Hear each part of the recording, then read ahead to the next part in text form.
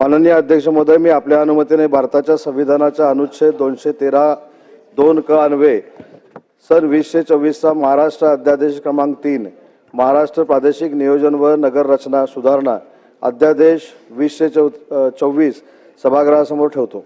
अध्यादेश सभागृहासमोर ठेवण्यात आला। माननीय कौशल्य रोजगार उद्योजकता व नाविन्यता मंत्री।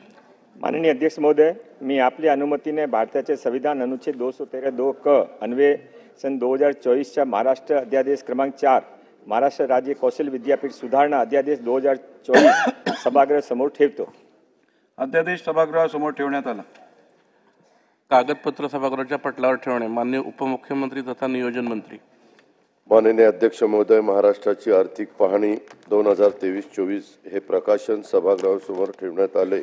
सदर प्रकाशन सन्माननीय सदस्यांना पेन ड्राईव्हद्वारे देण्याची व्यवस्था सदस्यांच्या हजेरीपटाच्या ठिकाणी करण्यात आली आहे।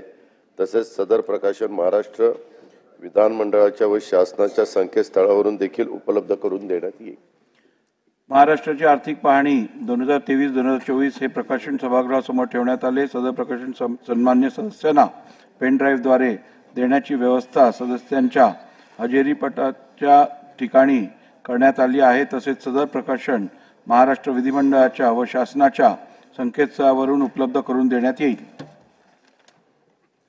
विधानसभेने संमत केलेल्या विधेयकांना विधान परिषदेची संमती व दोन्ही सभागृहांनी संमत केलेल्या विधेयकांना राज्यपालांची अधिसंमती मिळाल्याचे जाहीर करणे। पूरी दुनिया में हो रही है। दुनिया देख रही है कि भारत के लोगों में लगातार तीसरी बार स्थिर और स्पष्ट बहुमत की सरकार बनाई है।